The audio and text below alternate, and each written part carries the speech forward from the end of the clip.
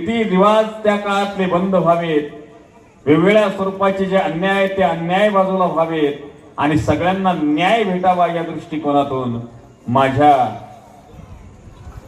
त्या महात्मा फुलेंनी सदोदित प्रयत्न केलेला आहे, आपलं आयुष्य वेचण्याचं काम केलेलं आहे. म्हणून तर असं म्हणतात ना, जो स्वतःसाठी जगला तो मेला आणि जो दुसऱ्यासाठी जगला तो जगला. आपल्या आयुष्याचा विचार न करता दुसऱ्याच्या आयुष्याचा विचार करत आपल्या संपूर्ण आयुष्याची ज्यांनी राख रांगोळी केली पण समाज उभा करण्यासाठी अविरत झटण्याचं काम केलं. खऱ्या अर्थानं आज तुमच्या माझ्या समोर हे सगळं जे शिक्षण दिसतंय, एवढी मोठी असणारी महाविद्यालय आपल्याला पाहायला भेटत आहेत, शिक्षण क्षेत्र एवढ्या मोठ्या प्रमाणात वाढलेलं दिसतंय.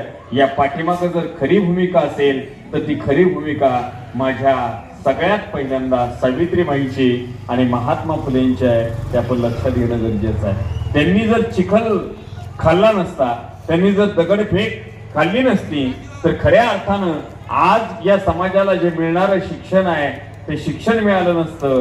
आणि म्हणून तर म्हणतात ना, शिक्षण हे वाघिणीचं दूध आहे आणि ते पेल्याशिवाय कुणीही गुरगुरू शकत नाही. म्हणून शिक्षण हे वाघिणीचं दूध आहे हे या मंडळींना कळलेलं होतं.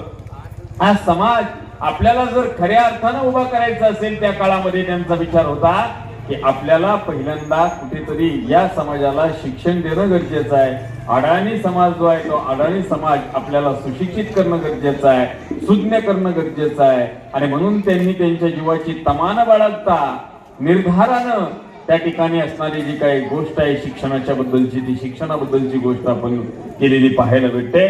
तो संकल्प केला, त्या संकल्पनातून त्यांनी खऱ्या अर्थानं सर्व शिक्षण देण्याचं काम केलं. कारण त्या काळामध्ये विशिष्ट वर्गाला फक्त शिक्षण होतं, बाकीच्या वर्गांना शिक्षण नव्हतं. ही वस्तुस्थिती आहे. आपण फक्त कानापर्यंत घेऊन मनापर्यंत घेऊन उपयोग नाहीये.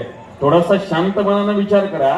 आज जर छत्रपती शिवाजी महाराज जन्माला आले नसते, आज जर शाहू फुले आंबेडकर जर जन्माला आले नसते तर तुमची माझी हालत काय असते याच्याबद्दलचा थोडासा विचार करणं गरजेचं आहे.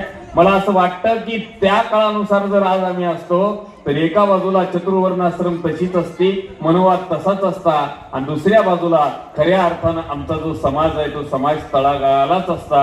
आज देशाची प्रगती, देशाची उन्नती तुम्हाला आम्हाला पाहायला भेटली नसते. म्हणजे कुठेतरी गळ्यामध्ये मडकं आहे.